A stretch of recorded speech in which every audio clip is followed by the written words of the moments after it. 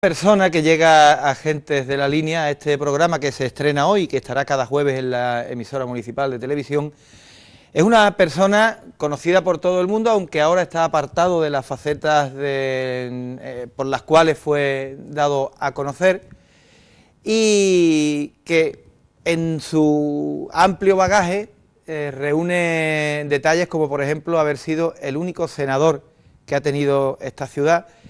Y bueno, luego también, pues concejal, y prefiero que él sea quien lo cuente. José Luis Villar, muy buenas. Buenas noches.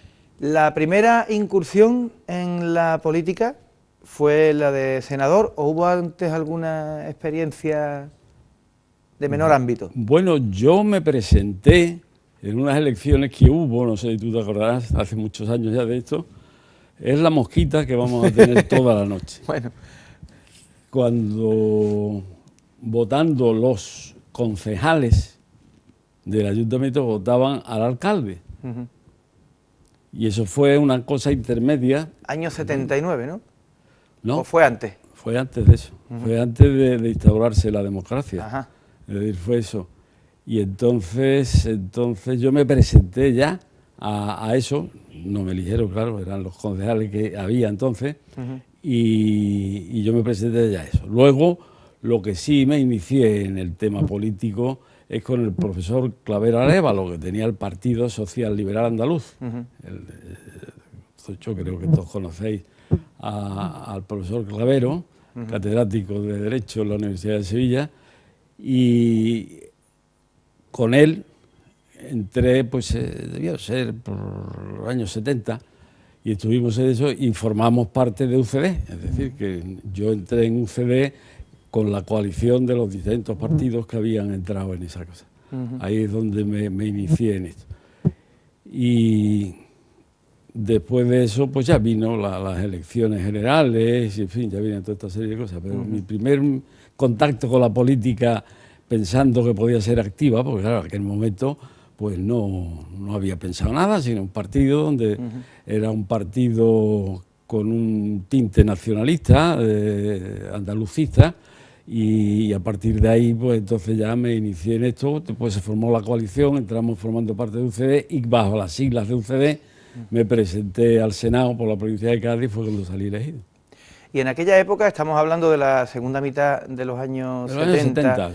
En aquella época, naturalmente, la política se vivía desde dentro de una manera muy distinta, ¿no?, a cómo se vive hoy. Hombre, absolutamente. Es decir, Lo digo porque era algo nuevo, era una sí, cosa nueva. pero fue tan bonito aquello. Iba la gente con la ilusión que se empezó en aquello, donde ya se podían pertenecer a partidos políticos, podías hablar con cierta libertad, digo cierta nada más, porque a mí me pasó una cosa muy curiosa. El primer meeting, ya hablamos del año 77, el primer meeting que yo di fue en la estación de San Roque. Y entonces, cuando estábamos allí, en la mesa, preparada aquello para empezar aquello, apareció el comandante de puesto de la Guardia Civil. Vamos, que estábamos ya entrando. Sí, sí. Y me dijo que el gobernador civil había dicho que como la petición nuestra para el meeting pues no había llegado con las horas reglamentarias, en fin, estas cosas de esas, que tenía orden de que si yo daba el meeting, pues que me llevara conducido al cuartel de la Guardia Civil. Digo, mal empezamos, pero yo desde luego de momento no voy a ir, así que mire usted, pues nada, suspenderemos el meeting, ¿no? Estamos viendo en el monitor, me parece que es el profesor Clavero Arévalo, ¿puede ser? Efectivamente, y su mujer. Ajá. Cuando estuvo por aquí, vino en alguna ocasión, dio un meeting, que yo lo di con él y todo eso, en el Instituto de Meléndez Tolosa, que tuvo un éxito grande aquello de público, mucha gente. Pues te digo que es que era la cosa, la ilusión que llevaba la gente. Iban a los mítines, iban a todos los mítines. Es verdad. Es decir, que yo me acuerdo que la gente iba al mítin fuera de quien fuera. Lo que iban era por ver como, algo nuevo. Pero iban como si fueran una romería, no era una cosa de tipo festivo.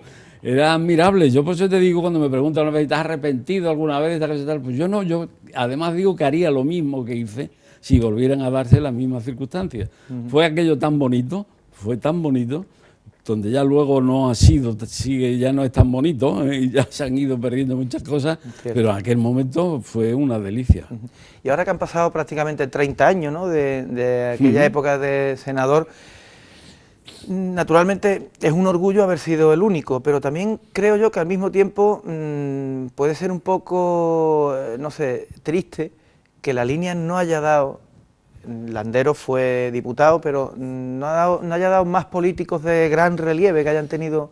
No, porque aquí todavía, con la cosa de las listas, sigue todavía adoleciendo esto de que es el partido el que impone a las personas, ¿eh?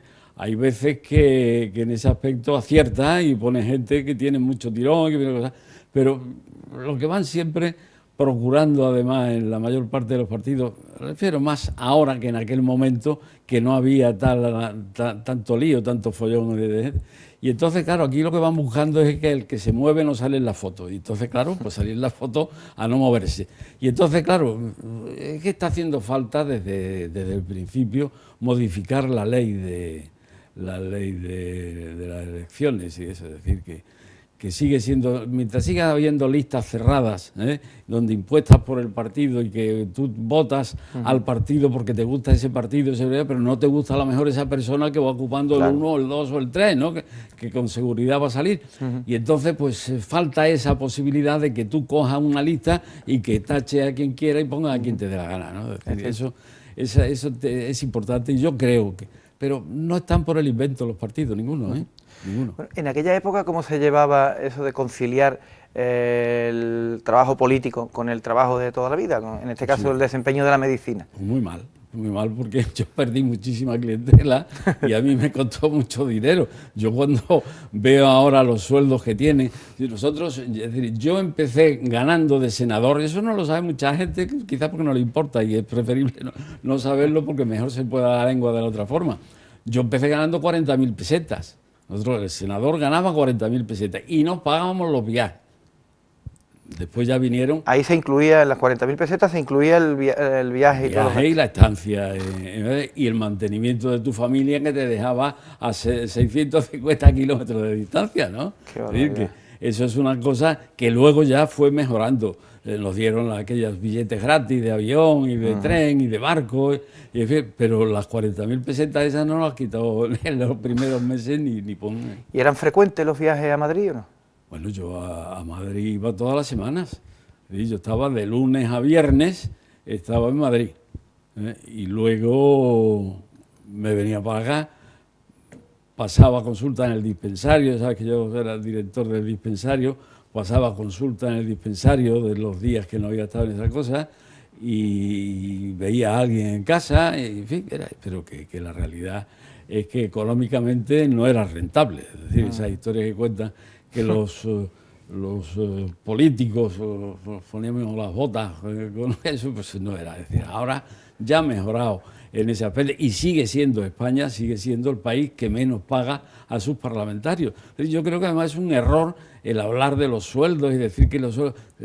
todo el que tiene una actividad tiene que estar compensado económicamente.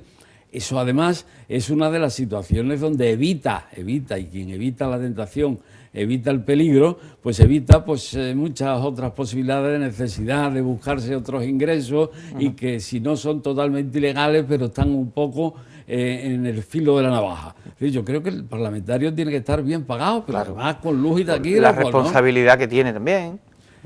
Y ya te digo, en aquello era, yo me pasaba prácticamente la semana en Madrid. Aquella etapa como senador duró aquella legislatura, ¿no? Los 4 años. La legislatura constituyente, que se llamó porque hicimos la Constitución. Y hubo un periodo que lo compartía con el cargo de concejal también, ¿no? ¿Concejal y al mismo tiempo senador o no llegó a...? No llegó a eso porque las primeras elecciones municipales a las que yo me presenté fueron en el año 79, me parece.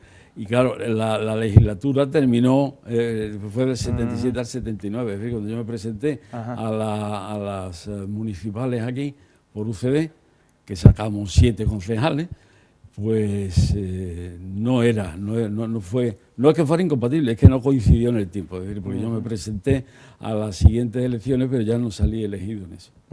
La política en general ha cambiado como de la noche al día, de esa época a ahora, porque supongo que estará al día de todo lo que se cuece. Mucho, y sobre todo lo que más me preocupa de estas cosas es que han cambiado de las personas. Yo me acuerdo, yo he dejado muy buenos amigos del Senado que eran de otras opciones políticas, porque además allí en aquello pues era lo que hacíamos normalmente, que era, terminaba las sesiones y íbamos a tomar una cerveza, una copa, lo que fuera, ¿no? Fuera quienes fueran eso. Estamos viendo ahora una fotografía al lado de Juan Carmona, ¿no?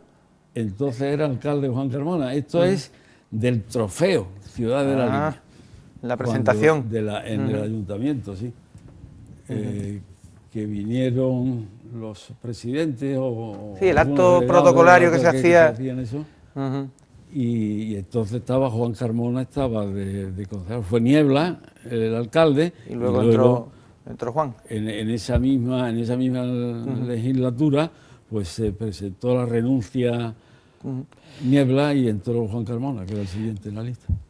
Sin ánimo de entrar en nada de tristeza, ¿tiene la espina clavada de no haber sido alcalde de la Línea? Hombre, espina no, pero sí la frustración. Es decir, que yo me he presentado varias veces por el afán pues, de ser alcalde, porque creo que es lo más bonito ser alcalde de uno de sus pueblos. Hombre, y tanto.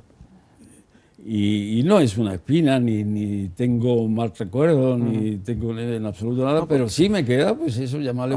Pero también ha trabajado en beneficio de la Línea desde otros puestos, otros cargos, ¿no? Por descontado que se pueden hacer cosas, intentar muchas, y yo me acuerdo en esto de, precisamente siendo Juan Carmona alcalde, nos fuimos a Madrid, yo llevé en el sentido material de la palabra, a la corporación, bueno, a los que determinó el alcalde eso, y les preparé una serie de entrevistas con varios ministros, porque yo todo estaba gobernando en el gobierno central, era UCD, y yo tenía muy buena amistad y muy buena relación con muchos de los ministros que estaban en eso, y fuimos allí y nos recibieron perfectamente, y la cosa quedó muy bien. Luego años después hubo otra visita a Madrid con todos los portavoces, en el año 95, creo recordar, y aquello desembocó en la famosa Carta Económica Especial, ¿no? Sí, También un buen... Yo recuerdo aquello con mucho agrado, porque además marcamos un... Ahí tenemos la fotografía, me parece, con José Antonio Fernández Pons y Menacho, ¿no? No, ese es Arenas. Arenas, desde aquí no lo distingo. Arenas, bien. que era ministro de Trabajo, entonces. Y esto es el Ministerio de Trabajo, y allí estuvimos esto es una de las muchas veces que fuimos por Madrid, íbamos a uno, a otra vez, a quien había que ver. Y eso. Iban los portavoces, el alcalde, claro. Sí, éramos los portavoces los que íbamos a la cosa esta. Y aquello terminó muy bien, afortunadamente, bueno, ¿no? porque es que además aquello no ha vuelto a repetirse, ni creo que se vuelva a repetir esas cosas, que causó un gran impacto en Madrid. Es decir, se quedaron asombrados en los ministerios cuando íbamos a plantear nuestras demandas con relación a la deuda que le llamábamos, porque lo de la deuda histórica, que tanto ahora se está hablando en eso, de donde salió, la primera deuda histórica que se reclamó salió del Ayuntamiento de la Línea. Cierto. No quiero ponerme banderitas en la solapa, pero bueno, a mí se me ocurrió aquello, ¿no? Es decir, que fue eso. Lo de la deuda histórica, porque efectivamente nos debían mucho dinero de muchos años, porque eso de muchos años, donde la Línea fue en declive. Entonces, en Madrid se quedaron asombrados cuando nos presentamos una serie de concejales de distintos signos políticos, pero que hablábamos el mismo idioma, decíamos lo mismo, pedíamos, exigíamos lo mismo. Y dicen, bueno, ¿esto qué es? Es decir, porque aquí vienen los de un lado y otro, y aquí están en esto planteando con independencia de quien estuviera gobernando entonces. Y además que el final fue feliz, Muy bien, muy bien. Lo que pasa es que ha sido una pena que por esta serie de circunstancias, no por eso, porque se ha perdido esta situación, ¿no?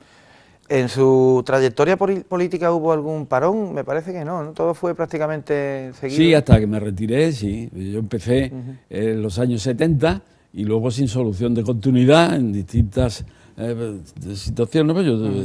Yo, por ejemplo, de cargos por elección, pues fui, aparte de concejal, porque teniente de alcalde fui también. Lo que pasa es que, claro, quizás te preguntes, bueno, ¿y cómo vas a ser teniente de alcalde si no era de... En la primera corporación... Porque no se había modificado todavía la ley de municipal, y entonces los tenientes de alcalde iban en proporción de los concejales que tenía el grupo que fuese político. Claro, y podía haber tenientes de alcalde de todos los partidos. Y yo fui, y conmigo estuvo de teniente de alcalde Julio Castilla. Julio Castilla. Julio Castilla fue teniente de alcalde. por UCD. Y teníamos pero claro, así que había verdadera participación, porque claro, en las reuniones que teníamos de las comisiones delegadas y las cosas de este tipo, pues claro, estábamos los distintos partidos y las distintas cosas. Pero luego eso se modificó ya, la ley de administración local, y ya entonces los tenientes de alcalde salen del equipo que ha ganado, del grupo que ha ganado, o que haya coalición con otro, ¿no? Me surgen las preguntas, vamos, a borbotones. Pensando en aquella época, que para mí fue políticamente muy curiosa y muy analizable, porque era recién instaurada la democracia, ¿cómo se llevaban los componentes de los partidos de la corporación, teniendo en cuenta que todavía estaba muy fresca la lucha antifranquista? Hoy día ya eso está más soslayado, pero en aquella época se encontraba alguien de, no sé, de UCD o de Coalición Democrática, con gente del MCA en la corporación. Aquí, claro. ¿Y aquello cómo chocaba? Yo creo que la corporación aquella, no creo que haya habido otra tan variopinta como esa. No la ha habido, había no la ha representaciones del MC, por ejemplo, como tú has dicho, pues estaba el PC también. El PC, el MC, claro, con Paco Beza, con Pepe Estepa. Pues bien, porque además hay una cosa, yo tenía ya cierta experiencia en política, porque había sido senador y tenía esta serie de cosas, y yo una de las cosas que me propuse desde el principio, yo le hablaba de usted a todos los concejales de que estábamos en el pleno, ¿sí? Y yo tenía con muchos pues, muy buena relación, muy amigos, pero claro, porque yo he pensado siempre que hablando de usted a una persona, o esa persona que le habla de usted, es más difícil llegar al insulto. Claro. Parece que lo de usted es un poco que... Y nos llevamos en los plenos pues perfectamente. No hubo más que una vez, y no fue por ninguna parte del miembro de la corporación, sino de los plenos que había, donde había el público. Me acuerdo una vez que se formó un lío muy gordo, un día que yo volvía de Madrid, porque había tenido unas entrevistas y tal y eso, y el pleno del ayuntamiento, que era por la tarde, pues allí estaba funcionando aquello. Me senté en esas cosas y de pronto, que aquello iba funcionando, yo llegué tarde, y aquello iba funcionando, de pronto una señora o señorita rubia, con un perro lobo grande, enorme, que estaba allí en aquello, y de pronto esta buena señora, pues empezó a pegar voces, a decirme fascista, que me echaran de la corporación, que me echaran del salón, un follón de eso, yo sabía a qué venía la historia esa. Y entonces, quien se portó en ese aspecto fue muy gallardo, y fue una teoría que era Guillermo León. Guillermo León se levantó, porque ya se suspendió aquello, porque era un escándalo. Loco, me azuzaba al perro, en fin, unas cosas. Útale. Nunca eso. Ahora que quizás me acordaré, me acuerdo de otra cosa que no tiene que ver con esto, pero bueno, también como anécdota. Y entonces se formó, y entonces Guillermo se levantó, me echó el brazo por encima y me hizo atravesar por todo el grupo de vociferantes y tal, y eso que ninguno se atrevió a hacer absolutamente nada, y él me dijo, tranquilo, vete conmigo. Y Guillermo fue el que me sacó del pleno ese. Es una cosa que fue un detalle, porque Guillermo era un hombre bueno, él ha sido siempre un hombre estupendo, y demostró aquel día que efectivamente la cosa era así. Y de eso me acordaba de otra bronca que me pegaron en el Senado, esa fue en el Senado. Se trataba, porque no sé si te acuerdas, que en el año 77, 78 ya entonces estaban prohibidos los preservativos, pero además estaban penados, es decir, que no se podían comprar y aquella era una cosa. Y entonces hubo un momento en que ya se decidió levantar aquello, porque fíjate, era completamente de eso, y nosotros hicimos una proposición no de ley para que se viera la cosa esta. Y luego inmediatamente hubo otras propuestas del anuncio, la propaganda, de la cosa de esta, de poderse hacer libremente. Y entonces, claro, en ese aspecto lo que yo mantenía, porque yo fui ponente en aquello y estuve en el atril arriba en aquello, y era que me parecía muy bien que se pudiera hacer propaganda, que se pudiera hacer cosas de estas, pero que había que tener un cuidado exquisito en eso para no caer en la procacidad y no caer en las cosas de mal gusto, ¿no? Porque entonces yo me acuerdo que en aquella época las corridas de toros, que no, la televisión todavía no funcionaba en estas cosas, que eran por radio, Entonces estaba Matías Prat, Matías Prat en aquello del hipoprecursor del óbito inminente, ¿no? Era una cosa que a mí se me ha quedado de aquella época, que eran las corridas de toros, cuando daban el estoconazo al toro, el toro empezaba a moverse, que para caerse le entraba el hipo ese de expulsar la sangre, y entonces le llamaba a eso el hipoprecursor del óbito inminente, ¿no? La fusilada un poco de lo que era Matías Prat. Propia de él, claro. Bueno, pues entonces, en aquello, entre toro y toro, una de las cosas que hacían eran, porque eran corridas en América, en Venezuela o en Colombia, había un anuncio de preservativos que decía: traquetese a su señora usando preservativos pilipili, ¿cómo se llamaban aquellas cosas, no? Era un poco de coña. Bueno, pues yo presenté aquello, defendí la propuesta nuestra. Y cuando empecé con aquello, de pronto, desde donde estaba el público, que estaba eso en la sala del Senado, al fondo, arriba, no al fondo a la derecha donde están otras cosas, sino arriba, en el fondo, estaba en esto, un grupo de mujeres allí en aquello, haciendo el signo del feminismo y tal, esas cosas, y me pegaron una bronca. Y yo decía, bueno, pero ¿por qué? Si yo no me opongo, fue una bronca de esa también. Pero en fin, yo ya venía. Se salió bien de aquello, ¿no? Sin problemas, ¿no? ¿Cómo recuerda, que creo que la vivió, aquella etapa de los 6 concejales del Partido Andalucista? Sí, bueno. La de mayor éxito del partido, ¿no? En la línea. El Partido Andalucista nunca tuvo esos resultados, ¿no? Hombre, fue una cosa donde verdaderamente emocionante e importante, porque el partido con aquello pues pegó su estirón de eso. Después vino la bajada que hubo aquello, que fue cuando la gente pensaba aquí en la línea que iba a venir de alcalde Aznar, ¿no? No era Aznar, precisamente. Y ahí tenemos precisamente a los 6 concejales. Efectivamente. En un acto, supongo que del Día de Andalucía, ¿no? Pues sí, porque están con la mano abierta, Suárez, levantada, cantando. Carlos Villalba, Paco Mena, José Luis Villar, Vicente Moreno, Heredia. Ahí están los 6. Exactamente. No, falta ahí entonces, que debe estar tapada, ¿no? Estaban los 6, que era María Rosa. O posiblemente fue cuando ya dejó la concejalía y entró Heredia, me parece, por ella, si no me equivoco. Eso fue en la corporación del 91 al 95. Sí, pero Heredia estaba desde el principio. Estaba desde el principio. Sí. Debe ser que estaba tapada ahí en estas cosas. O bueno, no fue a lo mejor. Ya que no ha podido ser alcalde, Ángel, su hijo, sería una buena opción. Es joven, preparado y con ganas, ¿no? Ya dentro de 3 meses se lo preguntaremos. Dentro de 3 meses lo vas a traer lo traeremos a preguntarle. Pues yo creo que sí, que sería además un buen acierto. Yo creo que si él encabeza la lista, si el partido se lo pide, supongo que lo aceptará. Es conocido y querido en el pueblo. Y yo creo que puede tener buenos resultados en eso. Bueno.